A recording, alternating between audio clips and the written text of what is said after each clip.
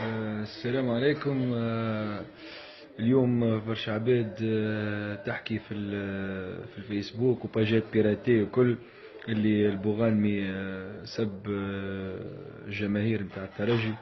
نحب نقول اللي انا جيت للترجي التونسي عن قناعة، وجيت ببرشا محبة من جماهير الترجي، ولقيت برشا محبة ولقيت برشا سوتيان.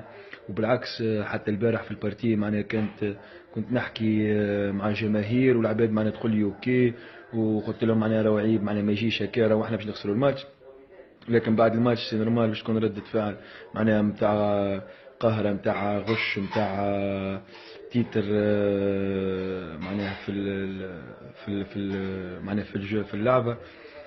ما سبيتش جمهور الترجي، والعباد ديجا فيهم برشا صحابي، برشا ولاد حومتي في الجرادان، دونك مستحيل نجم نسب عباد صحابي ولا ولاد حومتي. بالعكس الحاجة اللي غاضتني من السيد اللي رمى الفلام. هذه معناها الحاجة الوحيدة اللي خلتني يمكن أنا نسب، ما مش نسب جماهير الترجي، نسب معناها نسب اون جينيرال.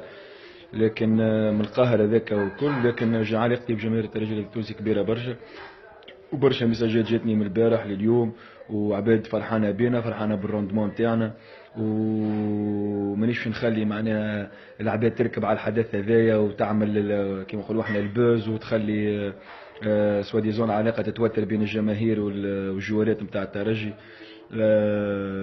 علاقتنا مع جمهورنا كبيره برشا، وعلاقتنا مع جمهور الترجي اكبر من حكايه الفارغه ذي اللي قاعده تتعاود تاع الفيسبوك، ونعرفوها من عند شكون جايه، مش من عند مكشخين.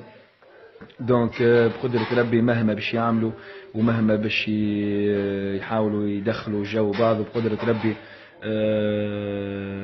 شامبيونا 31 في باب السويق ان شاء الله، وان شاء الله ربي يجيبنا في السواب، واحلى احلى جمهور الترجي، وان شاء الله باذن الله نفرحوهم